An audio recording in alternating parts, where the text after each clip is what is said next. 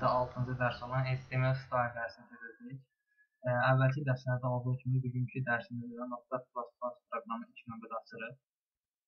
Notepad++ proqramını açdıqdan sonra mən bura hazır HTML və body kodlarını yazmışam. İstəsəniz sizə yaza bilərsiniz. Əgər bilmirsinizsə başdan yenə anlatım bunlar necə yazılır.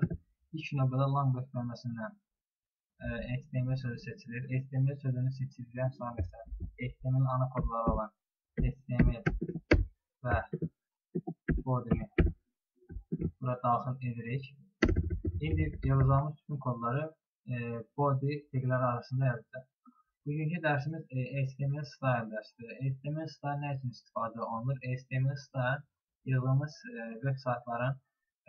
web saytların paragraflarını, arxa fonunu düzənləmək üçün istifadə olunur. Biz bugün HTML style vasitəsilə öz yazılarımızın rəngini, həmçinin arxa fonun rəngini, yazının ölçüsünü, formatını dəyişmiş olacaq və dərsə başlayaraq. İlk növbədə mən arxa fonun rəngini dəyişirəm.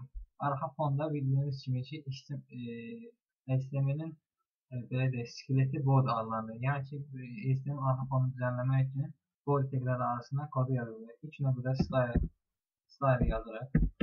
Style bərabərdir. Dırnaq işarətləri içərisində kodumuzu yazacaq. Beləliklə, İngiliscədən arxa fon background deməkdir. Yazırıq background, color və arxa fonumuza bir rəng verək. Background.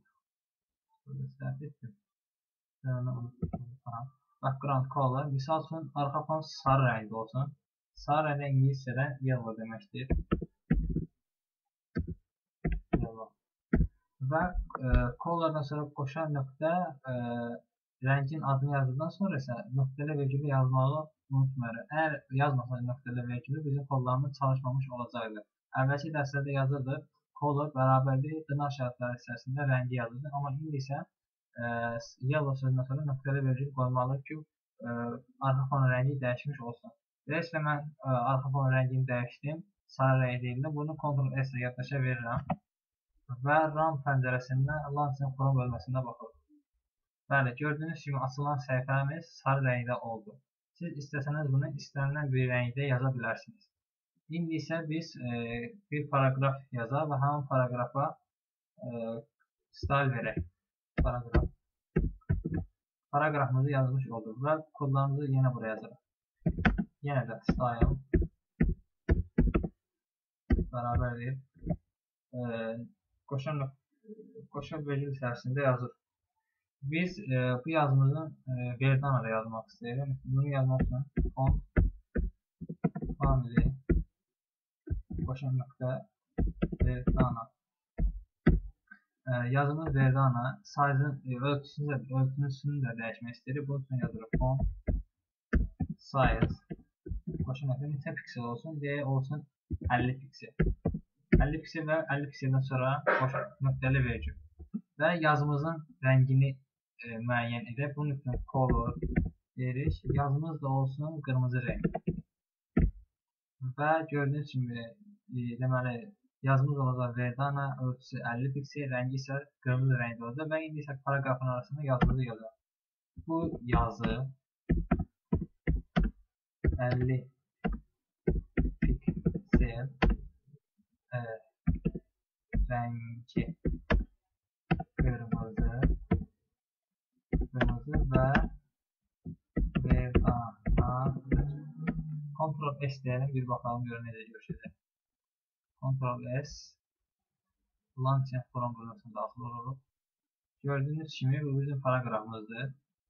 Paragrafımız 50 piksel, rəngi qırmızı. Burada 2 dənə bu yazmışam. Siz bunu təbəşsiniz. Rəngi qırmızı və Verdanadır. Və bir dənə də paragraf əlavə edək. Bunu isə başqa cür yazılır. Fazla yazmaq istəyirəm. Və bir dənə də paragraf əlavə edelim. Paragrafımız nə olsun? Style bərabərdir. Font family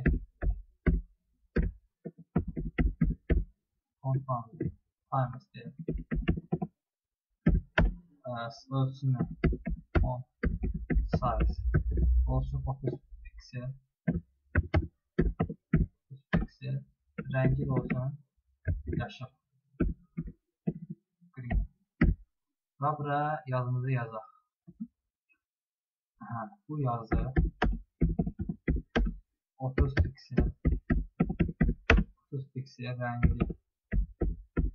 yaşıl və times'dadır.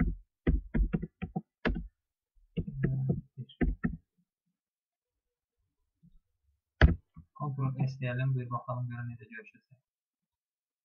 Gördüyünüz kimi bu yazı ondan daha kiçik oldu, çünki 30 piksel idi, rəngi yaşıl və times'dadır. Gördüyünüz kimi fərqlənmiş oldu. Və bu qədər. Və siz nədən satmalı? Bunlar vasitəsilə biz headingləri də dəyişdirə bilərik. Bunun üçün isə yenə headinglərimizi yazırıq və yenə headingimizi yazırıq. Style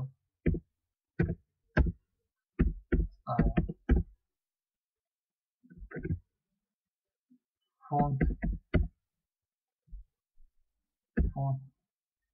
size yəni olsun 100 piksel 100 piksel rəngi də olsun ağ white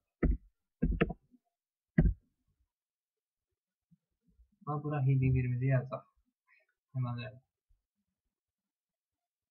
bu heading ağ rəngdə və ağ rəngdə və sənətdir bura 100 piksel və 100 piksel Ctrl S ilə yaddaşa verək. Gördüyünüz kimi bu yazı çox böyük oldu, headingimiz çox böyük. Bu yazı ağ rəngdə və 100 pikseldir. Bugünkü dərsimizi əvvəlcədən, əvvəl təkrarlar. Demək ki, bugünkü dərsimizdə HTML style'dan istifadə etdik. HTML style arxa fonun rəngini dəyişmək üçün, həmçinin paragraflarımızın, headinglərimizin rəngini, ölçüsünü, yazı tipini dəyişmək üçün istifadə olunur. İlk növbədə biz arxa fonun rəngini dəyişib sarı etdik. Bunun üçün body'nin arasına style, background, color dedik.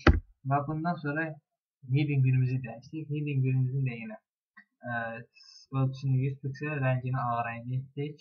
Daha sonra ayrı-ayrı qoy bunları bir sətirin üçün yaxşı eləsin. Və sonra isə paragrafımızı dəyişdik. Paragrafımızı Verdana etdik. Verdana etdik. Ölçüsünü 50 piksel etdik. Rəngini isə qırmızı rəng etdik. Və ikinci bir paragraf yenə əlavə etdik. Bunun da times'da etdik. Ölçüsünü 30 piksel, rəngini isə yaşıl rəngdə etdik. Gördüyünüz kimi çox bəsit bir dərsdir. Bugünkü dərsimiz bu qədər. Növbəti dərsdə görüşərik. Sağ olun.